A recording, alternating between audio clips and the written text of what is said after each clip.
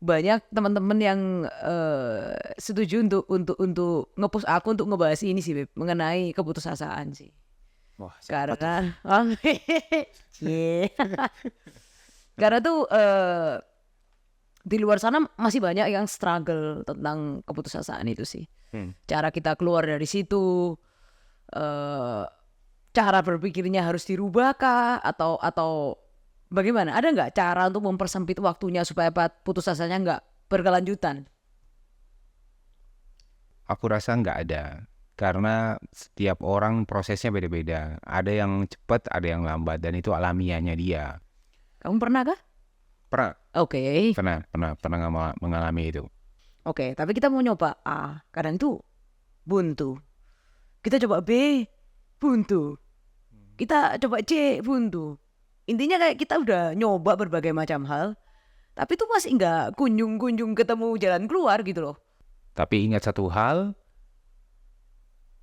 di antara semua pintu itu mungkin ada yang belum terkunci. Jadi kalian tinggal push satu persatu pintu itu, yang mana yang terbuka.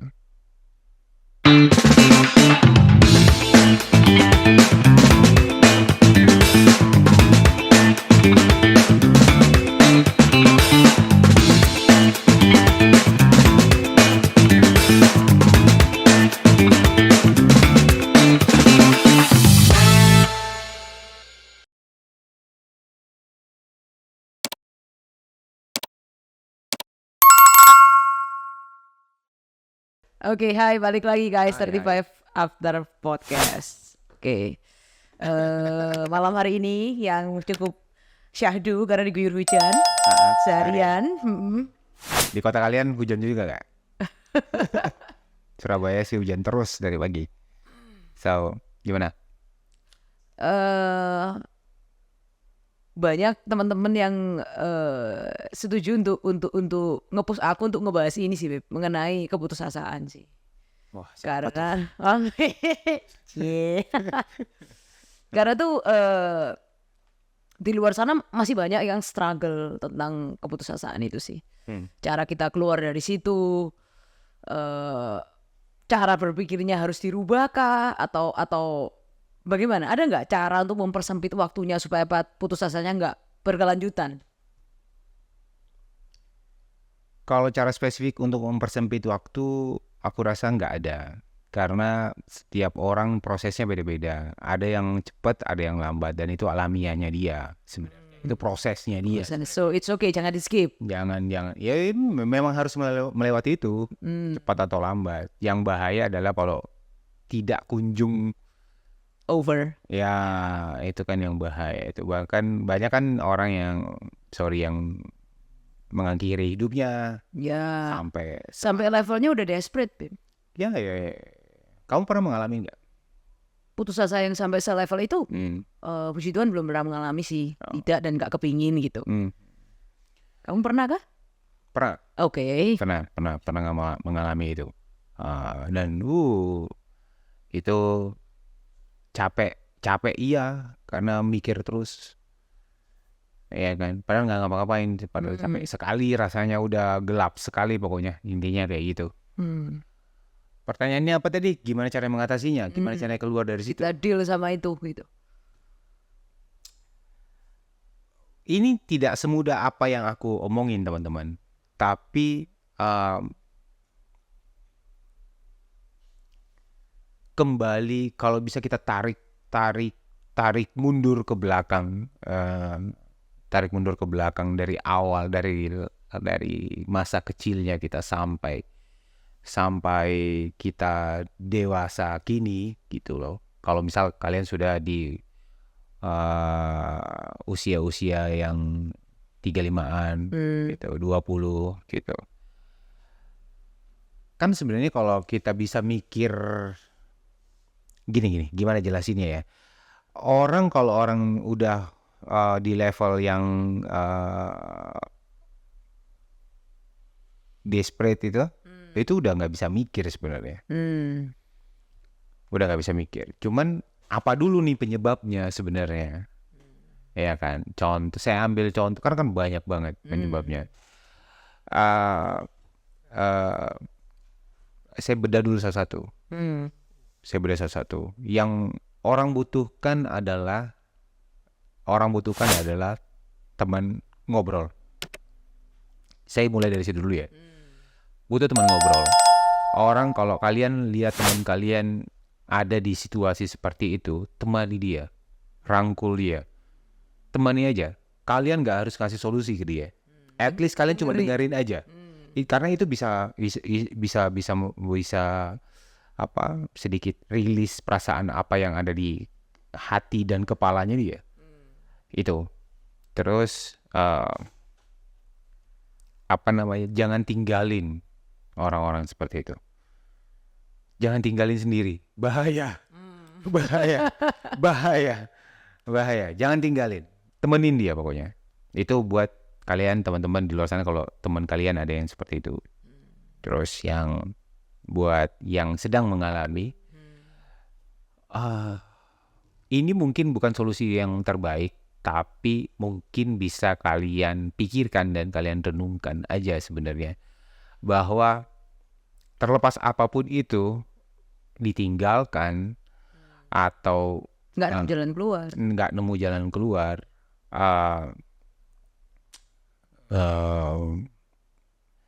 mengalami kegagalan misalkan dalam hal apapun itu, bisnis, hubungan atau apapun itu,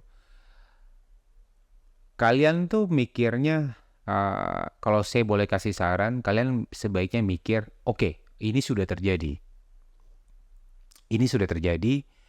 dan kalian nanya ke diri kalian sendiri sebenarnya, kedepannya aku mau ngapain lagi?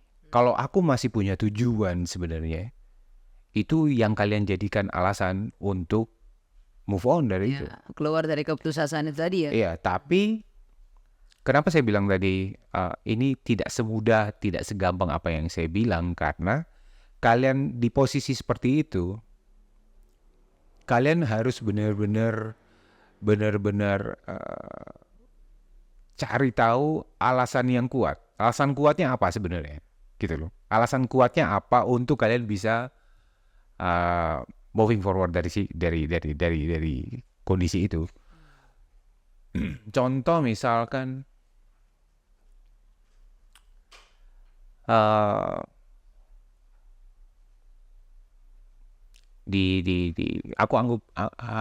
aku aja lah, gitu loh. Aku sendiri aja lah. Waktu itu mikirnya kayak gini.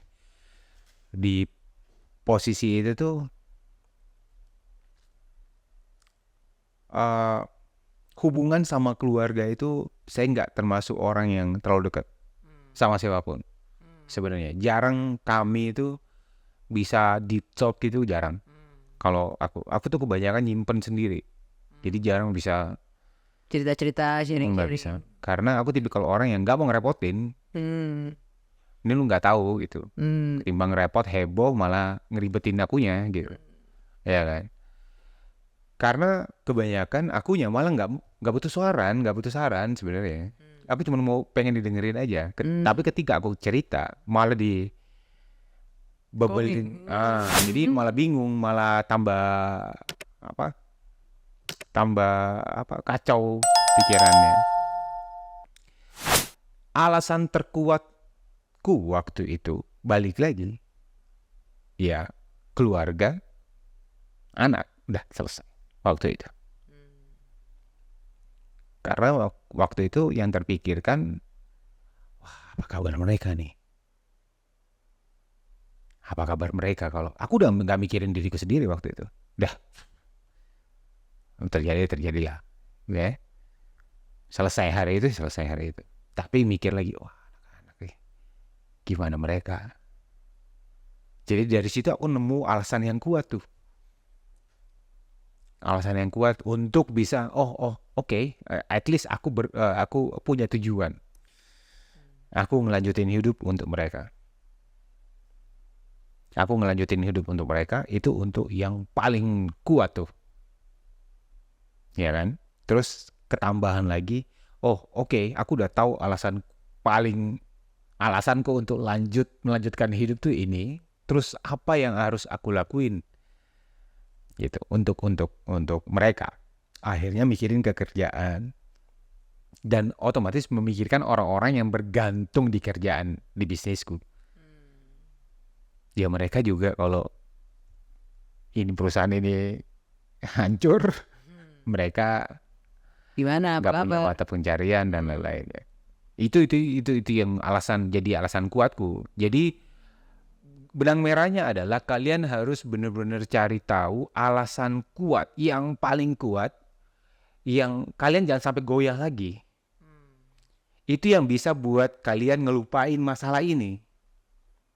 Mungkin nggak langsung bisa lupa, at least bisa udah mengesampingkan itu. Oh oke, ini yang paling utama, ini yang paling penting. Gitu loh. Karena terkadang tuh kita udah nggak mikirin soal tugas kita. Maaf ya, misal kalau di Muslim ada kepercayaan bahwa sejak kita dilahirkan, sebelum dilahirkan sama ibu kita itu ditiupkan rohnya itu, kita udah punya dapat di genggamannya kita tuh udah dapat hak dan kewajibannya kita sebenarnya. Itu aku nggak bahas itu, tapi ada yang kepercayaan itu yang aku percaya gitu. Ada hak dan kewajibannya kita pada saat itu. Itu udah lupa kalau udah ngalamin Putus asa itu. keputusasaan yang seperti itu, saking stresnya tuh, saking udah gelap banget. Jadi itu yang paling mungkin ada cara lain, teman-teman, mungkin ada cara lain, solusi lain, tapi kalau dari aku bisa sarankan adalah itu, cari alasan yang paling kuat apa untuk kalian bisa melanjutkan hidup. Pasti ada dong, nggak mungkin nggak. Ya. Pasti ada. Kalau misalkan kalian udah nggak punya keluarga, misalkan nggak punya pekerjaan, misalkan, contoh lah, Iya. contoh lah. Ya, siapa tahu muncul dari dalam hatinya kalian suka membantu orang, atau mungkin kalian merasa oke, saya nggak bisa berbuat lebih, hanya mungkin bisa at least hidupku udah happy rasanya kalau aku udah bermanfaat buat orang banyak, baik itu dari perbuatan-perbuatan kecil setiap harinya ataupun itu yang bisa buat kalian merasa hidup lebih hidup. Jadi mungkin seperti itu. Iya. Cuman kadang tuh pada saat proses putus asa sendiri tuh pernah nggak sih Bev kayak gini lah, kita mau berusaha exit lah. Oke, kita udah tahu alasan kita bertahan, alasan kita kuat. Oke, tapi kita mau nyoba A, kadang tuh buntu. Kita coba B, buntu. Kita coba C, buntu. Intinya kayak kita udah nyoba berbagai macam hal, tapi tuh masih nggak kunjung ketemu jalan keluar gitu loh. Bisa nggak sih itu related dengan kayak God just close the door? Atau mungkin bisa belum nemu pintunya mentok. aja. Nah. Belum nemu pintu yang terbuka aja sebenarnya. Karena seperti yang baru aja aku bilang kemarin, ya kan? Di tengah keputusasaan kita itu, kita selalu banyak melihat, ibarat kata tuh melihat puluhan bahkan ratusan pintu yang sudah tertutup rapat. Tapi ingat satu hal, di antara semua pintu itu mungkin ada yang belum terkunci.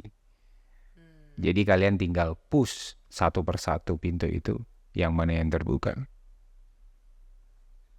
Mungkin kita belum teliti aja kali ya. Ya proses.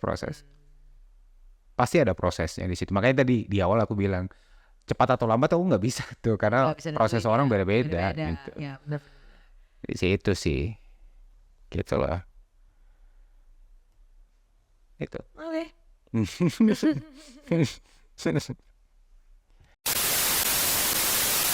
Buat teman-teman di luar sana yang siapa tahu punya perspektif lain, pola pikir lain, sudut pandang lain tentang keputusasaan, atau mungkin kalian sedang menyemangati teman-teman kalian di luar sana, atau mungkin bisa sharing teman kalian sedang alami seperti apa. Silakan kalian komen di kolom komentar di sosial media kami. Entah ini pasti tayang di TikTok, Instagram, dan full videonya setiap episode itu kalian bisa tonton di YouTube. Kami juga hadir di Spotify dan Noise. Jadi di mana aja kalian bisa komen, dan siapa tahu komen-komen kalian bisa kita jadikan topik di episode-episode berikutnya. Terima kasih sudah menonton. Bye-bye. Bye-bye.